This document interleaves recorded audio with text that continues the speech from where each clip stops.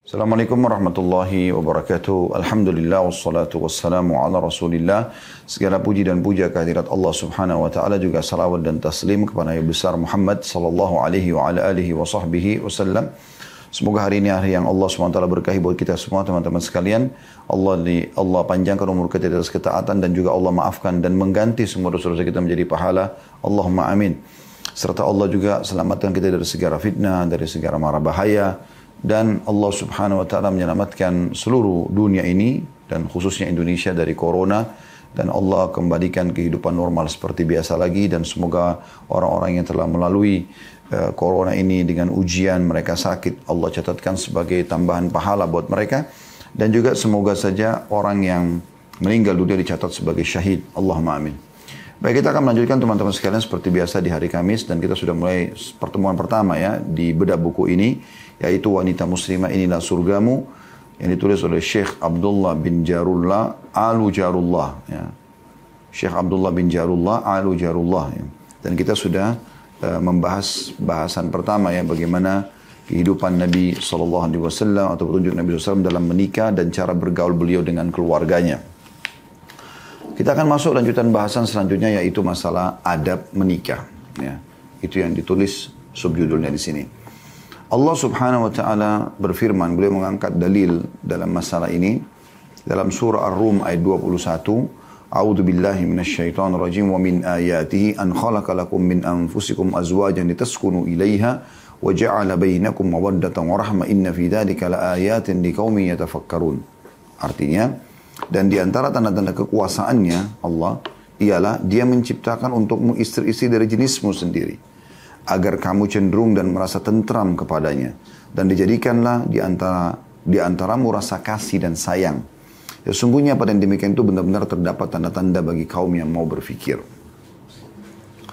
Kata beliau, ayat di atas sudah menunjukkan hikmah sebuah pernikahan, yaitu untuk memperoleh ketentraman jasmani dan juga rohani, serta demi terciptanya cinta dan kasih sayang antara pasutri atau pasangan suami istri ya.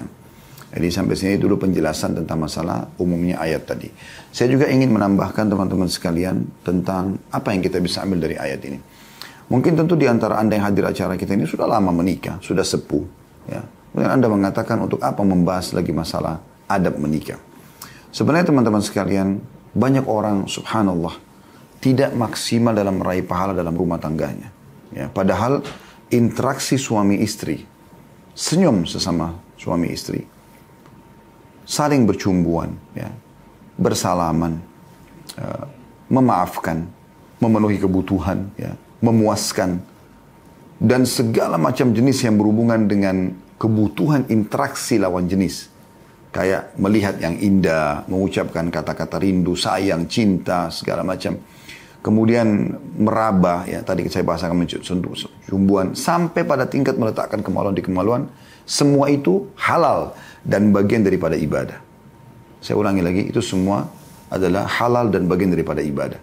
Banyak sekali pasutri tidak memaksimalkan masalah ini. Karena faktor pertama, mereka bukan niat ibadah pada saat menikah. Ini faktor utama. Kenapa banyak teman-teman yang berumah tangga kemudian jenuh setelah berjalan rumah tangganya? Di hari pertama, pekan pertama, bulan pertama, anggaplah tahun pertama, mereka masih romantis. Setelah itu mulai kendor, turun, dan seterusnya. Kenapa? Karena mereka bukan niatkan ibadah.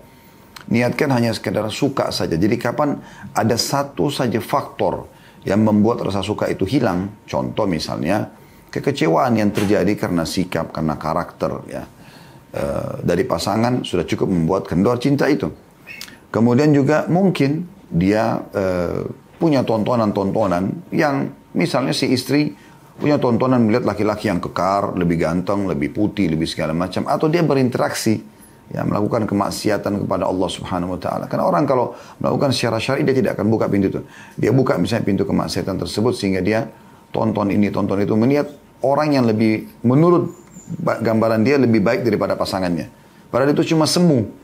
Ya, itu bukan sesuatu yang nyata. Yang nyata pasangannya depan matanya sekarang yang halal. Itu juga dengan seorang laki-laki sibuk melihat wanita lain, akhirnya jadi membuat dia jadi dingin dengan istrinya. Kan bisa terjadi karena itu. Ini disebabkan karena faktor tadi. Ya, bukan karena Allah Subhanahu wa taala mereka menikah. Tapi kalau karena Allah Subhanahu wa taala dia sedang mengejar pahala dari pasangannya, maka akan berbeda. Pandangan dia tentang kekurangan pasangan adalah ajang dakwah bagi dia. Ya, ajang dakwah dari dia. Jadi bukan untuk menjatuhkan, bukan untuk menjauhi, ya, bukan untuk memutus hubungan. Tapi bagaimana kekurangan pasangan itu dijadikan sebagai ajang dakwah buat dia. Kecuali memang si pasangan ini sudah terlalu fatal ya. Dalam arti kata fatalnya di sini, dia udah sampai pada tingkat melakukan kesyirikan kepada Allah Subhanahu wa taala, perselingkuhan yang luar biasa gitu ya, yang membuat pasangan kecewa gitu kan. Interaksi sama lawan jenis yang memang tidak boleh secara syar'i misalnya, atau yang sejenisnya lah ya. Seperti istri menghubungi laki-laki yang bukan mahram tanpa izin suaminya ya, tanpa alasan yang jelas gitu ya. Tidak ada sesuatu. Mungkin ada orang misal rumahnya kemasukan perampok seorang wanita, terus kemudian dia tidak bisa apa-apa, dia harus teriak panggil tetangganya. Ada tetangga masuk, laki-laki bela dia. Itu berbeda. Tapi kalau hanya sekedar mau konsultasi dokter, mau konsultasi sama teman, mau reuni, mau coba-coba WA, semua hal yang merusak ya hal tersebut gitu kan. Ya, ini kalau orang niatkan karena syar'i nggak mungkin dia melakukan itu. Dia pasti akan menolak semua itu. Karena dia tahu itu tidak boleh dalam agama. Gitu. Semoga Allah memaafkan kalau orang pernah lakukan. Tapi ini contoh hal-hal yang bisa merusak gitu. Jadi banyak orang jadi dingin dalam rumah tangga karena faktor ini. Pertama bukan karena syar'i. Yang kedua, tadi dia membuka pintu kemaksiatan. Karena kalau dia buka pintu kemaksiatan, maka akan tertutup pintu-pintu kebaikan. Ini seperti minyak sama air tidak bisa ketemu. Ya. Kalau Anda betul-betul menikmati pasangan Anda yang halal, selesai sebenarnya. Tapi kan orang banyak membuka pintu-pintu menikmati yang tidak halal bagi dia. Allahul musta'an. Ya, semoga Allah maafkan kalau ada yang salah. Tapi kita bicara sekarang, setiap kali kita belajar, untuk kita terapkan sekarang ke depan. Kemudian juga ada faktor yang lain, misalnya campur tangan keluarga yang terlalu jauh, ya, orang tua, mertua, ya, sehingga akhirnya membuat menjadi dingin gitu kan, menjadi orang yang tidak lagi apa namanya, ibu mertua yang terlalu mencampuri tentang anak mantu perempuannya, atau mertuanya terlalu mengatur anak mantu laki-lakinya sehingga membuat tidak nyaman. Dan itu banyak sering terjadi begitu ya. Mereka datang bukan bertamu, tapi mereka datang untuk mengobok-ngobok ya, merusak tatanan antara suami istri yang sudah terbangun. Misalnya pola makan, pola tidur, penataan rumah gitu kan. Boleh memberikan masukan di saat diperlukan, tapi bukan mengatur. Bukan mengatur sehingga membuat kita tidak nyamanan gitu ya. Nah, ini contoh saja gitu. Harusnya ini lebih hati-hati dan diperhatikan ya. Baik. Jadi rumah tangga itu akan menjadi sangat indah sebagaimana Allah janjikan di sini ya. Dan di antara tanda-tanda kebesaran Allah, dia menciptakan dari dirimu sendiri istrimu. Ya. Maksudnya bukan dari golongan jin, bukan dari hewan, cenderungnya kita kepada lawan jenis kita sama manusia. Jadi kalau ada orang keluar dari sini tidak normal. Ya. Suka hewan, suka manusia, atau suka sesama jenis ya. Karena di sini dikatakan dari jenis kita, maksudnya dari anak Adam, tapi lawan jenis. Laki-laki sama perempuan, perempuan sama laki-laki. Tujuannya adalah litaskunu ilaiha. Agar kau merasa tentram padanya. Tidak akan pernah ada ketentraman teman-teman, kecuali kembali ke potongan awal ayat ini. Wa min ayati, dan tanda-tanda kebesaran Allah. Berarti harus ikuti peraturan Allah. Baru dia menjadi litaskunu ilaiha. Untuk kita merasa tentram padanya. Kapan kita menikah dengan wanita salihah, laki-laki salih, kita akan merasa ketentraman. Gitu kan? Karena yang ada hanya ketaatan kepada Allah. Dia akan jauhi kemaksiatan. Dan kita tahu ketaatan semuanya baik.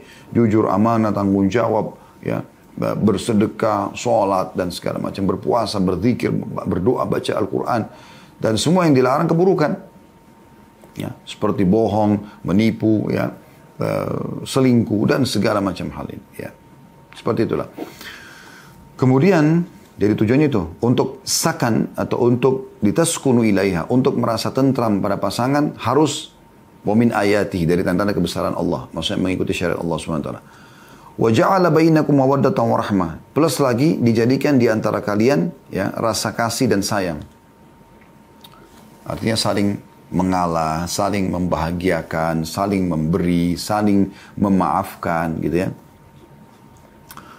Dan Allah ingatkan lagi di akhir ayatnya, Inna fi dzalika laayatin liqaumin yatafakkarun. Sebenarnya pada kejadian itu, ya betul-betul terdapat tanda-tanda kebesaran Allah bagi kaum yang mau berfikir. Jadi saat Anda lagi berdua dengan pasangan, kemudian pasangan Anda ini melayani Anda, ya bercanda dengan Anda, ya memenuhi kebutuhan Anda. Berarti ini tanda-tanda kebesaran Allah Subhanahu wa taala. Tanda-tanda kebesaran Allah Subhanahu wa taala, ya. Baik, di sini beliau ingin menitik beratkan tentang masalah di antara adab pernikahan yang perlu diketahui adalah sebagai berikut. Bicara setelah menikah. Ya. Yang pertama, merayu istri saat hendak berhubungan intim di malam pertama dengan ucapan lembut, santun, dan penuh kasih. Bermula dari itu gitu kan. Karena umumnya perempuan biasanya masih merasa takut gitu kan. Maka dicairkan suasana oleh si suami. Dan juga tidak ada salahnya kalau sudah berjalan rumah tangga ini kan di malam pertama kata beliau. Tapi kalau di malam-malam selanjutnya maka boleh saja istri, malah lebih ideal kalau istri itu yang memulai, istri yang menawarkan diri, ya, istri yang berdandan, istri yang memuaskan suaminya. Karena dia tahu suaminya sudah capek kerja di luar. Ya. Karena kalau kesian sekali laki-laki kalau dia sudah setengah mati kerja di luar, kemudian sampai ke dalam rumah dia juga harus urus lagi istrinya atau merayu istrinya gitu kan. Tapi di awal berhubungan intim, awal berhubungan mungkin karena masih khawatir, masih takut, nanti takut dinilai terlalu kelincahan dan segala macam, maka si suami memulainya dengan untuk ucapan lembut, santun dan penuh kasih sayang. Sebagian ulama mengatakan tidak boleh, tidak layak seorang laki-laki itu menjadi seperti seekor serigala yang kelaparan yang langsung menyerang istrinya gitu kan. Tapi dia mencairkan suasana supaya bisa lebih menikmati ya. Kemudian yang kedua dianjurkan meletakkan tangan di bagian depan kepala istri dengan mengucapkan di ubun-ubun kepalanya ya. Kalau Anda yang sudah terlanjur melalui rumah tangga dan belum membaca doa ini, belum terlambat. Anda coba terapkan ya. Dan karena makna doa ini dalam sekali gitu. Apa isinya? Perhatikan. Nabi SAW memerintahkan maksudnya dalam hadis riwayat Abu Daud dengan sanad sahih ya. Bismikallahumma inni as'aluka min khairiha wa khairi ma jabaltaha alaihi wa a'udzu bika min syarriha wa syarri ma jabaltaha alaihi. Artinya dengan namamu ya Allah aku memohon kepadamu untuk mendapatkan kebaikan dan kebaikan yang menjadi perilakunya. Maksudnya kebaikan perempuan ini sebagai istriku dan kebaikan sikap-sikapnya. Dan aku memohon perlindungan dari keburukan dan keburukan yang menjadi perilakunya atau sikapnya. Jadi artinya supaya yang ada hanya kebaikan saja. Ini sunnah Nabi SAW dan banyak sekali suami tidak jalankan masalah ini. Yang ketiga disunnahkan untuk pasangan suami istri agar melakukan sholat 2 rakaat. Karena sunnah ini diamalkan oleh para salafus saleh. Sebelum hubungan intim, masuk di kamar, ya, makan malam pertama. Maka sunnahnya wudu, sholat 2 rakaat. Boleh sendiri-sendiri, boleh berjamaah. Ya. Diniatkan sholat yang disunnahkan Nabi di awal pernikahan. Maka ini diniatkan dalam hati seperti itu. Lalu Anda sholat. Minta kebaikan kepada Allah Subhanahu Wa Taala. Ya. Kalaupun istrinya nggak bisa, ya, maka suaminya minimal mewakili masalah ini. Dan ini berlaku hanya di awal hubungan intim ya. Bukan setiap kali mau hubungan intim sholat gitu. Kemudian yang keempat, dan ini dilakukan setiap kali berhubungan intim selama Anda bersama dengan pasangan. Ya. Yaitu ketika hendak melakukan hubungan intim, mengucapkan doa berikut. Bismillahi Allahumma jannibna syaitana wa jannibis syaitana ma razaqtana.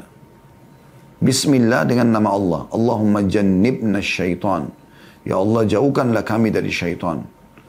Wa jannibis syaitana ma razaqtana. Dan jauhkan syaitan dari apa yang kau karuniakan kepada kami. Dalam hadis Bukhari dan Muslim. Dan dalam hadis itu disebutkan lanjutannya. Kata Nabi SAW, فَإِنَّهُ إِنْ يُقَدَّرْ بَيْنَهُمَا وَلَدْ لَمْ يَضُرَّهُ شَيْطَانٌ أَبَدًا. Dengan doa itu, bila ditakdirkan keduanya memiliki seorang anak, anak itu tidak akan dapat dicelakai oleh syaitan selama-lamanya. Ini adalah masalah penting yang tidak boleh diremehkan, kata beliau. Karena bisa menentukan kesolehan seorang anak dan terpelihara dari gangguan syaitan. Jadi mulai dari situ, dari doa. Nah, di sini sebagian ulama juga menitik beratkan, walaupun istrinya sedang tidak subur. Kan kita tahunya pada saat masa subur, ya, dan terbuahi sel telur oleh sperma si suami, ya, maka secara otomatis akanlah hamil kan gitu. Baik. Kan secara medis juga terbukti secara ilmiah, dan ini dengan ilmu Allah SWT, kalau bukan masa subur tidak hamil kan gitu. Pertanyaannya, apakah kalau selain masa subur kita perlu baca doa ini? Jawabannya iya. Baca saja. Ya. Untuk mengejar pahala, karena di sini kata Nabi SAW, kalau memang Allah takdirkan, artinya kalau pas masa subur, maka anak itu akan aman. Artinya kalaupun bukan masa subur, tetap dia akan dapatkan pahala dari membaca doa ini. Ya. Dan yang sangat ditekankan membaca doa ini adalah laki-laki. Yang kelima, hendaknya si suami melakukan penetrasi melalui kemaluan istrinya dan menjauhi dubur. Yaitu tidak melakukan sodomi. Karena itu perbuatan haram yang mendapat ancaman siksa yang berat. Artinya dia meletakkan kemaluannya di kemaluan istrinya. Nah, ini biasanya banyak pengaruhnya teman-teman sekalian di tontonan film porno. Ya. Makanya sering kami ingatkan, jangan pernah membangun hubungan keromantisan, hubungan biologis dengan pasangan melalui tontonan film ini. Semoga Allah maafkan yang lalu-lalu. Kita selalu membahasakan ini. Kalaupun pernah terjadi, kita mohon ampun. Anda mohon ampun kepada Allah Subhanahu Wa Taala. Kita berharap dengan majelis ini Allah terima, Allah maafkan kesalahan-kesalahan yang lalu gitu. Tapi kita bicara ke depannya. Kita bicara ke depannya. Setelah belajar, Anda sudah harus berubah, gitu kan? Karena ini merusak fitrah biologis. Sering kali kami sampaikan kalau nonton film porno ini, kita mendukung perzinahan, kita melihat aurat orang lain, dan dengan melihat aurat orang lain ini, kita akan merusak fitrah biologis kita. Kita nggak lagi menikmati pasangan kita. Ya. Karena pasti didatangkan laki-laki dan perempuan yang sempurna. Menurut pandangan mereka. Yang cantik, yang gagah, yang putih, yang kekar, yang ini, yang itu, dan segala macam. Ya. Ini bahaya sekali, bisa merusak. Bahkan kalau sampai di dalam cuplikan film itu digambarkan bagaimana seorang laki-laki mendapatkan pasangan yang haram di mall, di hotel, segala macam, atau perempuan, maka bisa menjadi ide buruk. Syaitan akan menunggangi ide itu supaya Anda mengikuti ide yang seperti itu. Nah, ini kan bahaya sekali, ya. Dan harus menghindari sodomi, tidak boleh meletakkan kemaluan dalam dubur, karena film-film orang non-muslim ini, dan pasti non-muslim yang buat film-film seperti ini. Kalau orang muslim pasti menjauhi lah, dia tahu itu haram. Ya, berbuat zinanya sendiri haram, ya, apalagi kalau sampai dia mengekspos, ya, mengekspos ini dijadikan sebagai sebuah cuplikan di tontonan umum gitu kan. Nah, pasangan halal saja hukumnya haram. Misalnya suami istri sengaja dia ekspos hubungannya, itu nggak boleh. Kata Nabi SAW, sesungguhnya orang yang paling buruk kedudukan di sisi Allah SWT pada hari kiamat, maksudnya berat siksaannya segala macam. Itu adalah seseorang yang telah saling terbuka suami istri. Lalu salah satunya atau keduanya menyebarkan hubungan tersebut. Dalam sebuah riwayat yang lain, Nabi SAW selepas sholat subuh lalu berkata kepada para sahabat yang hadir di masjid, mungkin seseorang di antara kalian menceritakan hubungan intimnya dengan pasangannya. Maka kata Asma binti Yazid radhiyallahu anha, betul ya Rasulullah. Sesungguhnya kaum laki-laki melakukannya, kaum perempuan juga melakukannya. Dua-dua mereka melakukan ini ya Rasulullah. Dua-duanya melakukan itu. Kata Nabi SAW, jangan kalian lakukan itu. Karena perumpamaan orang yang melakukan itu seperti ya syaitan laki-laki dan syaitan perempuan yang bertemu di jalan, kemudian mereka saling berhubungan dan semua orang menyaksikannya. Ada larangan gitu kan. Nah di sini teman-teman sekalian kita disuruh meletakkan di tempat yang baik. Dubur tidak boleh sama sekali. Ya. Sebagaimana juga Nabi SAW mengatakan siapa yang menggauli istrinya pada saat ya, haid di kemaluannya atau di duburnya, ya. Ini haid atau tidak, tapi dubur hukum secara umum tidak boleh. Dan juga mendatangi dukun, maka dia telah kafir terhadap apa yang diturunkan kepada Muhammad sallallahu alaihi wasallam. Kemudian yang keenam, berwudu di antara dua kali hubungan intim. Itu dapat menambah semangat, bahkan jika perlu mandi lebih bagus lagi. Ya.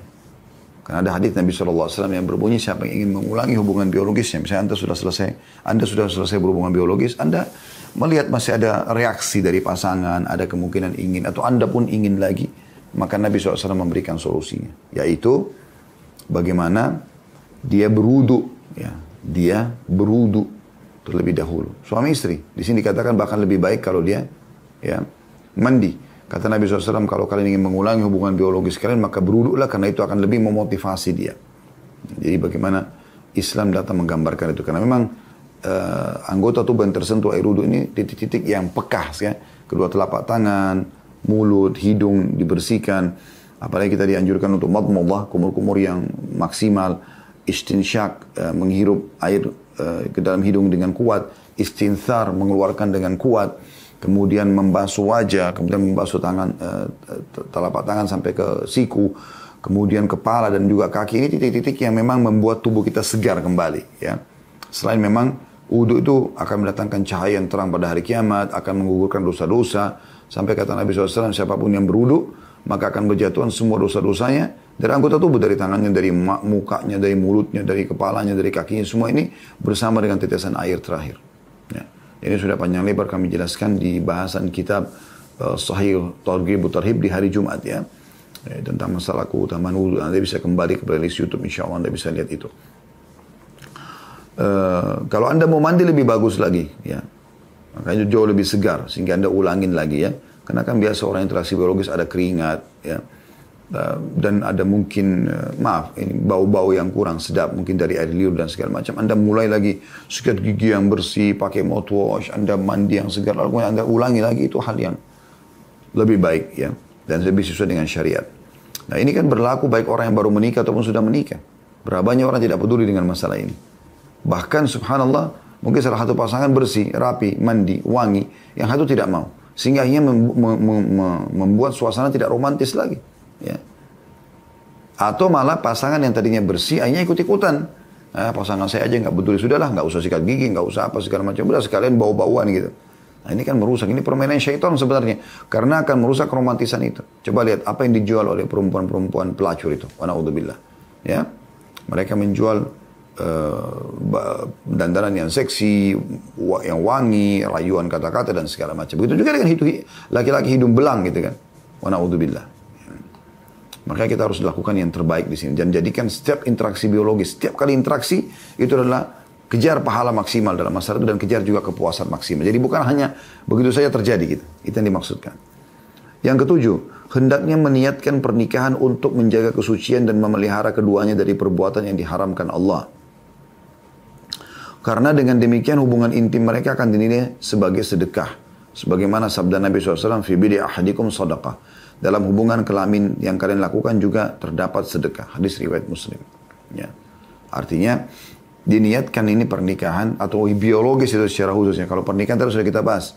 Usahakan diniatkan karena Allah SWT, jadi dia dapat pahala dengan pernikahannya. Jadi orang kalau niat menikah karena Allah, dari awal dia menikah, ya, sampai dia meninggal atau pasangan meninggal, itu akan nilai pahala semuanya.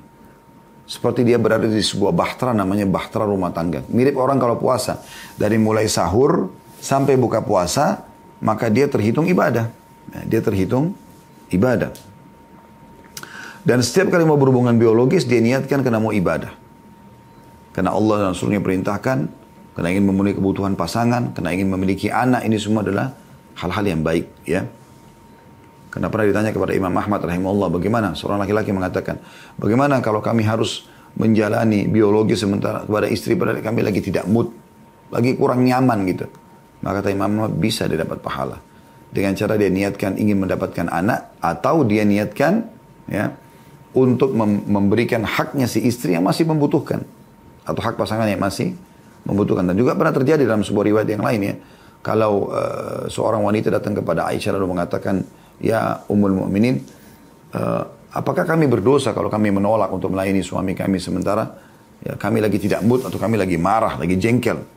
Kata Aisyah, iya. Bahkan kalau seseorang di antara kalian sudah berada di atas tunggangannya, di atas untanya, lalu dipanggil oleh suami, dia wajib menjawabnya. Ya. Jadi jangan sampai membiarkan syaitan mencairkan sehingga tidak terjadi interaksi biologis. Ya. Kecuali ada darurat, Anda sakit betul-betul. Kalau cuma sekedar bisikan syaitan, jengkel sama pasangan, ini harus dilawan. Bahkan dengan biologis itu betul-betul menepis banyak bisikan syaitan. Yang kedelapan, orang yang junub hendaknya berwudu sebelum tidur. Namun mandi itu lebih baik agar ia bisa tidur dalam keadaan suci. Nah, ini termasuk adab yang harus dijaga. Ya. Jadi kalau orang berhubungan biologis, kalau Anda belum mau mandi, boleh. Kalau Anda mandi lebih bagus. Gitu. Tapi Anda belum mau mandi, boleh saja. Tapi Anda jangan terlewatkan teman-teman sekalian untuk wudu minimal. Ya. Kenapa Umar bin Khattab radhiyallahu datang kepada Nabi SAW mengatakan, ya Rasulullah, semalam saya tertidur. dalam keadaan junub. Gitu kan. Kata Nabi SAW, hendaklah kau berwudu dulu sebelum tidur. Artinya boleh tapi wudu aja dulu. Juga pernah Aisyah menyampaikan Nabi SAW pernah ya tidak menyentuh, maksudnya tidak mandi pada saat habis biologis pada malam hari, tapi wudu. Ya. Ini anjurannya. Walaupun ini bukan kewajiban, tapi ini anjuran. Tapi kalau Anda mau lebih maksimal, selesai biologis, Anda sebagai seorang muslim beda dengan orang non-muslim, langsung main tidur saja, kita bangun mandi. Mandi sebentar, 5-10 menit, selesai, Anda baru istirahat. Jadi setiap saat kalau bangun tengah malam, ya, mau sholat malam sudah bisa. Mau biologis lagi juga kita sudah bersih, ya, segar kembali ya. Yang ke-9, diharamkan menyebarluaskan kisah percintaan suami istri ketika berhubungan intim. Ini sudah sering kita ingatkan, tapi saya ingatkan kembali. Jangan pernah ceritakan teman-teman. Kalau Allah berikan kita pasangan yang memuaskan kita. Masya Allah di antara akhwat kita misalnya dapat suami yang suaminya Masya Allah tabarakallah punya kelebihan interaksi biologis. Memuaskan dia dari segala sisinya. Kita tidak usah bahas rinciannya gitu kan. Maka dia cukup bersyukur Alhamdulillah. Allah berikan saya suami seperti ini. Jadi dia terus bersyukur pada Allah. Begitu juga seorang laki-laki, suami. Allah berikan dia istri yang Masya Allah dan memuaskan dia. Mencari jalan supaya bagaimana dia puas. Dan dia rasakan kepuasan itu. Ya sudah. Ya. Di antara dia sama Allah dan istrinya saja. Tidak perlu dia expose gitu. Ya. Tidak perlu dia dengan bangga menceritakan ke teman-temannya. Seperti banyak terjadi ya. Dan dari sudah kita jelaskan riwayatnya. Jangankan di kalangan kita sekarang di masa modern seperti sekarang dan banyak orang yang jauh dari agama. Di kalangan sahabat Nabi terjadi itu. Yang Nabi SAW mengatakan tadi, saya sudah sebutkan riwayat sahih ya. Selepas sholat subuh beliau mengatakan, mungkin seseorang antara kalian menceritakan apa yang terjadi antara dia dengan pasangannya. Kata Asma binti Yazid radhiyallahu anha, tentu ya Rasulullah. Betul, sungguh benar-benar laki-laki dan perempuan di Madinah melakukan itu. Kata Nabi SAW, jangan kalian lakukan itu. Karena perumpamaan itu seperti setan laki-laki dan setan perempuan bertemu di jalan.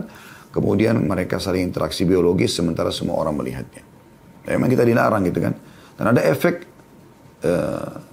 yang lain yang negatif sekali, yang berbahaya, mengancam rumah tangga seseorang yang suka menceritakan begini. Kalau misalnya seorang laki-laki menceritakan kepuasan dia dengan istrinya dan bagaimana istrinya memuaskan dia kepada 5 orang temannya, 3 orang temannya.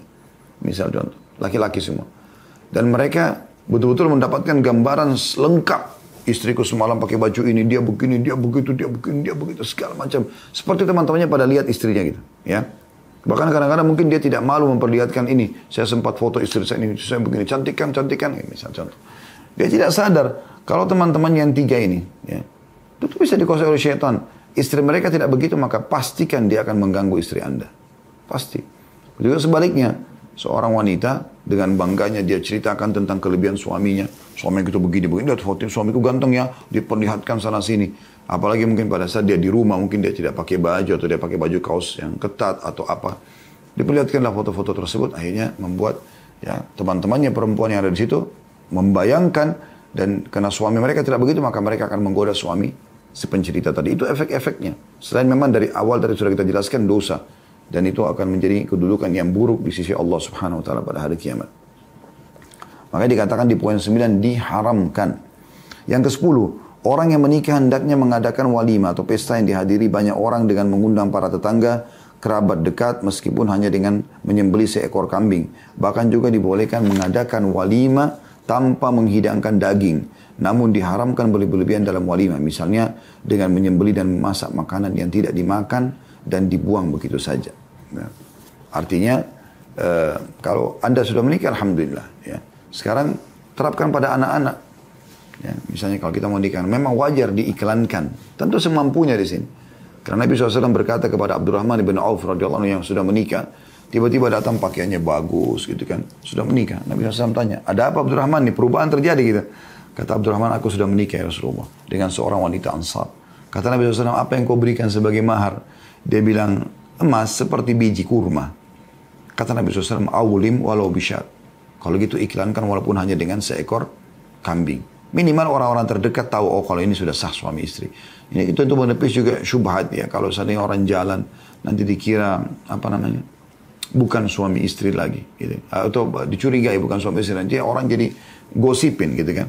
Tapi kalau ada yang orang tahu, orang yang saksikan, alhamdulillah. Itu satu hal yang baik. Kemudian juga dianjurkan tidak boleh berlebihan. Jangan karena walimah kemudian kita foya-foya. Enggak boleh. Ya. Muadzir gitu. Tentu di sini tolak ukur mubazir itu tidak bisa diukur oleh keadaan kita ya. Misal contoh, Anda hanya mampu mengadakan walimah 10 juta rupiah. Dan itu Anda anggap sudah sangat maksimal karena pendapatan Anda pas-pasan gitu. Tidak boleh Anda tarik keadaan Anda ini kepada orang yang memang punya uang puluhan miliar, yang buat acara, mungkin acara dia 1 miliar habis. Bagi dia soalnya itu tidak mubazir. Karena dia punya banyak rekan, banyak kerabat yang dia harus undang. Dia ingin lebih meriahkan. Itu hal-hal yang boleh saja. Tidak masuk dalam masalah. Jadi tolak ukur mubazirnya di sini adalah pelanggaran agama yang terjadi. Seperti yang dikasih contoh di sini. Jadi misalnya dengan menyembelih dan memasak makanan yang tidak dimakan dan dibuang begitu saja. Nah ini yang masuk dalam larangan. Gitu kan. Kemudian yang ke-11. Seyogianya menetapkan mahar yang ringan, sedikit, ekonomis dan tidak berlebihan. Demi mencontoh Nabi SAW dan Khulafaur Rashidin, Abu Bakar, Umar, Uthman dan Ali Ridwanullah alaihim. Serta para sahabatnya dan kalangan tabi'in yang mengikuti jejak beliau dengan melaksanakan amal kebajikan. Karena nikah yang paling penuh berkah adalah yang paling sedikit maharnya. Mahar itu yang diletakkan pada saat akad nikah ya. Di Indonesia sudah kita terapkan itu. Seperti misalnya seperangkat alat sholat, Al-Quran, ya, apalah gitu. Mungkin sedikit emas, berapa gram. Ini contoh saja. Bagi makin sederhana makin bagus gitu ya. Mungkin ada orang cuma taruh uang 10.000 rupiah, 100.000 rupiah itu tidak ada masalah. Sebagai maharnya. Kalau masalah dia memberikan ke pihak calon istrinya uang untuk acara segala macam itu bukan mahar. Mahar ini adalah sesuatu yang diletakkan pada saat sedang akad nikah. Yang nanti akan menjadi hak mutlaknya si istri. Jadi makin sederhana makin bagus. Ada sebuah riwayat yang berbunyi, wanita yang paling berkah adalah wanita yang paling sederhana maharnya. Kemudian yang ke-12, pasangan suami istri hendaknya mewaspadai kebiasaan pergi ke luar negeri setelah menikah selama 1 bulan atau yang lebih dikenal sebagai bulan madu. Karena mengandung banyak bahaya, diantaranya terlepasnya hijab, membuang-buang harta untuk biaya pergi, pulang pergi, terpengaruh budaya asing, bahkan meniru mereka. Padahal kita dilarang menirunya dan diperintahkan untuk berbeda dengan mereka. Dan banyak lagi bahaya dan perbuatan haram yang lainnya yang harus diwaspadai. Saya ingin garis bawah dulu poin ini. Kalau begitu Ustaz, saya tidak boleh bulan madu ke negara-negara lain dengan istri saya. Boleh, bukan tidak boleh. Tapi begini, bedakan teman-teman antara Anda berangkat bulan madu ke negara Islam. Ya. Misal contoh, daripada Anda pergi ke negara-negara non-muslim yang tidak jelas, Anda susah ibadah, susah makanan halal, ya, banyaknya kemaksiatan sana-sini yang Anda lihat. Kenapa Anda tidak pergi umrah? Ya. Bulan madu di Mekah, bulan madu di Madinah. Kan lebih kepada spiritual, lebih kepada ibadah, kepada ketaatan gitu ya. Indah sekali kan. Orang subhanallah, jangankan pengantin baru, orang yang sudah lama menikah saja, mungkin Anda saudara yang hadiri acara kita mungkin pernah rasakan bagaimana dia pergi umroh bersama pasangannya. Kemudian di sana Masya Allah saling mengingatkan, sebentar lagi azan, kita masjid yuk. Balik ke hotel, mereka bisa interaksi biologis, mereka juga bisa makan makanan, mereka bisa muter-muter, jalan-jalan di mana-mana gitu kan. Tapi memang lebih kepada suasana spiritualnya. Ya. Anda bisa juga jalan-jalan di kota-kota lain, misalnya Anda pergi ke Jeddah, ya, apalagi sekarang pemerintah Saudi dalam waktu dekat sudah membuka, lebih terbuka ya beberapa kota di Saudi itu untuk kegiatan-kegiatan tur ya di dalam itu. Ya, tidak seperti beberapa waktu yang lalu mungkin masih lebih tertutup, sekarang lebih terbuka. Dan kemarin kami coba buat program di travel, semoga Allah SWT mudahkan terbuka lagi ya. Beberapa titik-titik seperti ke kota Taif misalnya, kita coba datang ke satu semacam tempat rekreasi ya. Kami adakan pengajian di sana bersama jemaah waktu Umroh Akbar. Masya Allah bisa nampung sampai ribuan orang. Tempatnya hijau, kemudian ada kuda yang bisa kita pakai untuk menunggang belajar kuda. Ada memanah, ada juga menggunakan motor-motoran. Bisa kita menghibur diri, bisa. Banyak itu yang tidak, insya Allah tidak kalah asyiknya dengan ini ya, dengan tempat-tempat yang lain gitu ya. Saya juga, Masya Allah, Allah sudah mudahkan keliling ke Amerika, ke Eropa. Saya tidak melihat ada keistimewaan khusus yang mengalahkan negara-negara Islam. Saya bahkan menemukan misalnya Turki, negara Islam, jauh lebih indah daripada Eropa secara umum gitu. Karena memang indah sekali gitu ya, arsitekturnya yang peninggalan Utsmani yang sangat indah dan unik gitu. Kemudian juga orang-orang Eropa aja banyak datang, banyak peninggalan sejarah Islam, Anda bisa mendatangi itu. Tidak kalah pemandangan indah. Dan yang paling luar biasa, di waktu sholat Anda dengarkan suara azan terkumandang sana sini. Di Eropa, umumnya negara-negara Muslim kita tidak dengarkan itu. Ya. Begitu juga negara-negara Islam yang lain, ada Mesir mungkin ya, ada, maksudnya kalau Anda pun selain Saudi, tapi kalau ke Saudi udah lain. Anda bisa minum kopi bersama, berdua sama istri di teras restoran hotel misalnya. Ya, apalagi kalau Anda nginap di hotel bintang 5, ada banyak tempat-tempat yang bagus di situ ya. Yang Anda bisa insya Allah lakukan atau datangi. Allahu a'lam, itu maksudnya. Dan di sini juga dikatakan, karena ada kekhawatiran di sini, kalau sampai orang keluar negeri, kemudian Anda tidak bisa ibadah, cari tempat sholat susah, cari makanan halal susah. Jangankan Anda pendatang, orang yang menjadi mukim saja dari muslimin di beberapa negara yang kita minoritas, susah cari makanan halal. Ya. Anda bisa lihat di cuplikan di YouTube cukup banyak gitu. Nah, kenapa Anda tidak datang ke negara-negara Islam? Belum lagi di sini dikhawatirkan kalau sampai, karena di negara non-muslim akhirnya dia buka hijab karena tidak ada yang lihat dia. Ini terjadi ya. Karena penulis ini menulis, karena beliau dari negara Arab, beliau biasa melihat praktik yang terjadi. Kadang-kadang ada wanita-wanita muslimah dari orang-orang Arab ini yang mereka pada saat ke Eropa, ke Amerika yang tadinya di Saudi tutup aurat, di sana mana buka aurat. Nah, itu yang terjadi. Itu yang beliau bahasakan di sini ya. Belum lagi kadang-kadang membuang-buang harta pada hal yang tidak diperlukan. Artinya uang yang digunakan mungkin bisa lebih bermanfaat ya, digunakan untuk diberikan kepada anak yatim atau dipakai tadi umroh misalnya ya, bersedekah di Mekah, kan indah sekali itu, indah sekali gitu ya. Kemudian juga belum lagi kalau Anda meninggal ya, di negara non muslim itu kan susah sekali itu ya, pemakamannya segala macam itu susah gitu. Kemudian yang ke-13, harus menjauhi pencampur bauran antara lawan jenis, berfoto-foto antara pasangan pengantin. Karena pelakunya terancam laknat melalui lisan Nabi Muhammad SAW. Maksudnya banyak orang ya, umumnya pengantin, datang mantannya, mantan pacarnya, naudzubillah, ke acara dia. Kemudian salaman, pelukan, foto-foto juga. Ini aneh betul. Yang perempuan, yang laki-laki kedatangan mantan pasangannya, yang perempuan kedatangan juga begitu. Lalu ingin saling mengerti. La haula wa la quwata illa billah. Bagaimana caranya itu? Saya tidak tahu bagaimana bisa urat cemburunya orang seperti ini sudah hilang gitu. Harusnya tidak boleh. Ya. Tapi seperti itulah yang terjadi. Mereka anggap biasa. Bahkan dianggap orang-orang yang jauh dari agama ini, nggak masalah kok. Kan itu kan masa lalunya. Ya sudahlah. Lebih jauh daripada itu kadang-kadang masih nggak masalah komunikasi setelah menikah. Ini nggak boleh. Setelah menikah setiap muslimah haram komunikasi dengan laki-laki selain suami, selain mahramnya. Nggak boleh. Kecuali izin suaminya. Suaminya izinkan misalnya, boleh kontak ke orang ini karena ini. Mau pesan barang kamu, apakah itu lain. Ya. Kayak maksudnya sekarang orang mau pesan makanan online, apa boleh buat yang ngantar itu seorang laki-laki. Itu pesan online umum semuanya. Tapi kalau konsultasi, ya, curhat-curhatan, nah ini semua perusak. Ya. Kemudian yang ke-14, bagi seorang muslim, ini juga tentu di poin 13-nya, foto-foto selain dari para pasangan halal Anda tinggalkan saja. Hapus saja udah. Ya. Kemudian yang ke-14, bagi seorang muslim diharamkan memotong janggutnya, melabuhkan pakaiannya sampai ke bawah mata kaki, mengenakan cincin emas dan yang disebut dengan cincin kawin dan sejenisnya. Ini termasuk ada pernikahan. Jadi laki-laki itu dianjurkan untuk memelihara jenggot. Ini pendapat jumhur ulama tentang masalah wajibnya jenggot ya, lebih dekat kepada itu. Lebih banyak pendapat ulama. Ada juga yang sebagian mengatakan sudah, tapi ini sedikit sekali yang mengatakan wajib jelas ya.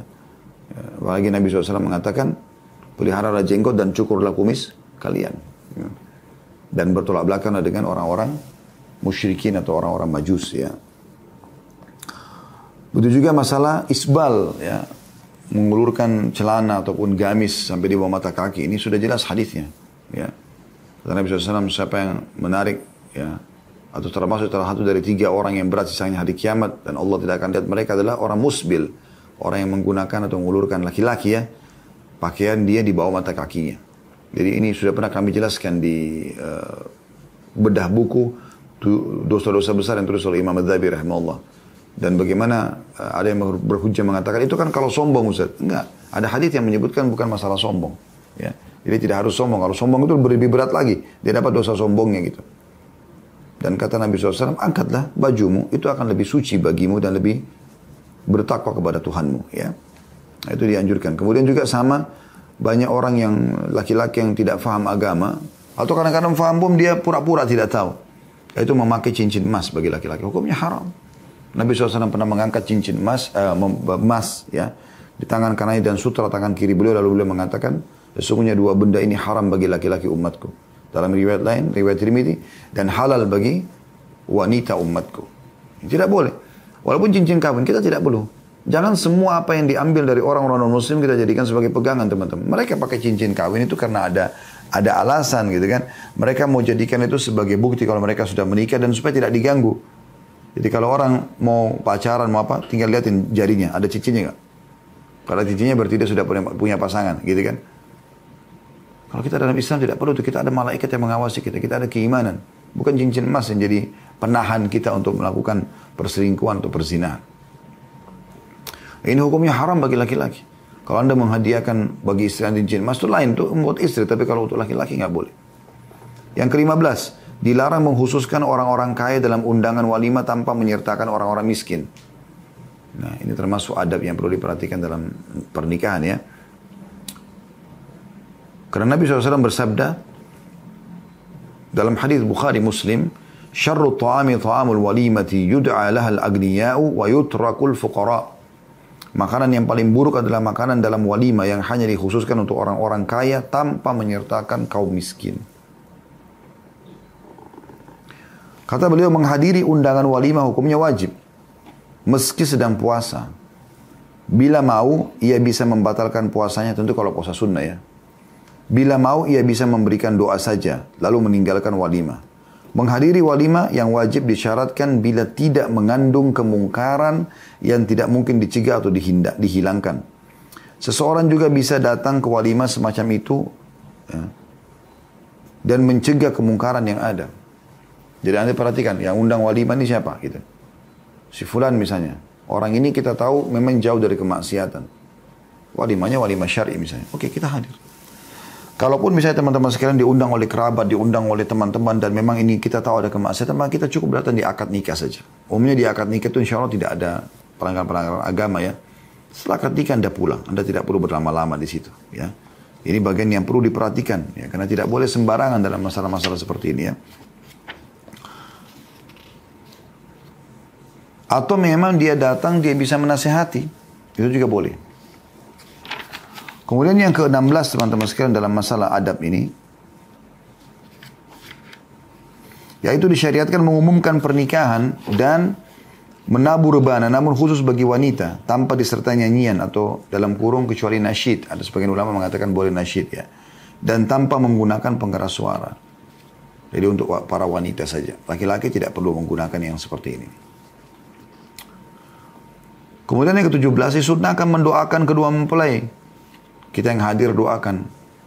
Doanya barakallahu laka wa baraka alaika wa jama' bainakuma fi khair. Semoga Allah memberkahi dirimu. Ini kalau kita bicara individu. Misalnya saya laki-laki bersalaman atau mengucapkan selamat kepada mempelai laki-laki. Saya mengatakan barakallahu laka. Semoga Allah memberkahi pernikahan ini untukmu ya. Wa baraka alaika, dan semoga Allah berkahi kamu dan Allah berkahi untukmu pernikahan ini. Barakallahu laka, semoga Allah berkahi untukmu. Wa baraka alaika, dan semoga pernikahan ini berkahi untukmu. Wa jama' bainakuma fi khair, dan semoga Allah mengumpulkan kalian berdua dalam kebaikan. Kalau yang perempuan ke perempuan, barakallahu laki, ki. Tadi kan laka kalau perempuan. Wa baraka alaiki, wa jama' bainakuma fi khair. Kalau dia misalnya kedua-duanya dari situ dia mengatakan barakallahu lakuma wa baraka alaikuma wa jama' bainakuma fi khair ya. Jadi dia menggantikannya atau dia tambah setelah ka mim ma, seperti di sini wa jama' bainakuma. Nah, kumanya ini dipindahkan ke lakuma. Disebutkan barakallahu laka jadi lakuma, wa baraka alaika jadi baraka alaikuma gitu. Lalu kata beliau, hendaknya menjauhi ucapan selamat yang biasa dilontarkan kaum jahiliyah ya.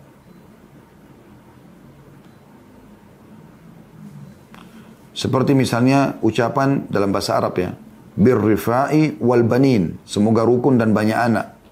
Ini tidak pernah ada ucapan seperti ini yang diajarkan oleh Nabi SAW. Maka harusnya kita mendoakan saja keberkahan. Keberkahan sudah masuk segala macam.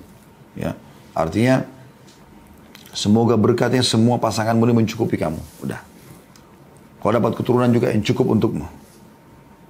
dan semoga disatukan dalam kebaikan, maksudnya selalu ketentraman, selalu kebahagiaan, selalu kenyamanan dan seterusnya. Ya.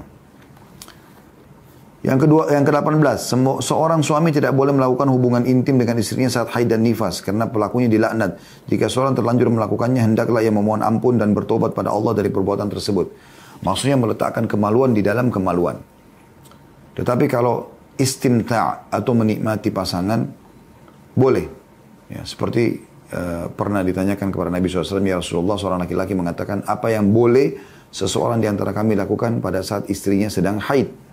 Kata Nabi SAW, semuanya kecuali persetubuhan.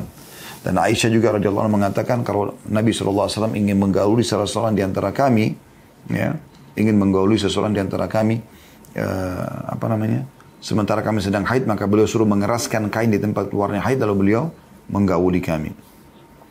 Tapi yang haram adalah meletakkan kemaluan di dalam kemaluan. Yang ke-19, seorang suami harus mempergauli istrinya dengan baik. Berdasarkan firman Allah SWT dalam surah An-Nisa ayat 19, A'udzu billahi minasyaitonir rajim wa 'ashiruhunna bil ma'ruf, dan gaulilah mereka dengan cara yang baik atau yang santun, ya. Ini termasuk muamalah yang perlu diperhatikan oleh setiap suami, ya. Artinya suami istri juga harus, tapi di sini Allah SWT skala prioritaskan suami karena istri dominan perasaan, ya, lebih kepada lemah lembut.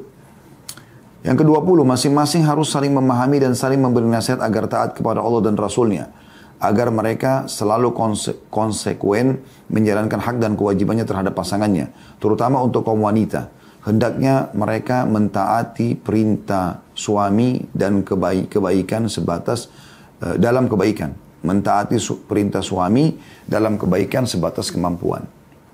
Nah, ini maksudnya saling mengingatkan, saling menasihati. Tadi saya sudah bilang di awal pertemuan kita, ya, teman-teman sekalian. Jadi kekurangan pasangan, kalau orang menikah karena Allah, dia tidak akan jadikan ajang untuk memusuhi pasangan, tapi ajang untuk meraih pahala. Sehingga dia tidak hanya sekedar menikmati kelebihan pasangan, tapi juga dia menjadikan kekurangan pasangan justru untuk mendapatkan pahala. Sehingga dia terus menasihati dan meluruskan dengan kasih sayang tentunya, ya. Yang ke-21, seorang muslim harus mencari istri yang salihah, teguh pada syariat Allah dan berakhlak mulia, karena si istri akan menjadi panel hidup dan pendidik anak-anaknya. Tentu ini berlaku pada keduanya, ya. Istri pun harus mencari suami yang saleh. Ya. Jadi kalau anda, wahai muslimah, salah pilih suami dan status sperma dia sudah masuk di rahim anda karena pasti akan ada interaksi biologis, dan anda hamil, maka anak itu lahir sudah cukup. Si laki-laki buruk itu akan menjadi status ayah dari anak kita sampai hari kiamat nanti, selamanya.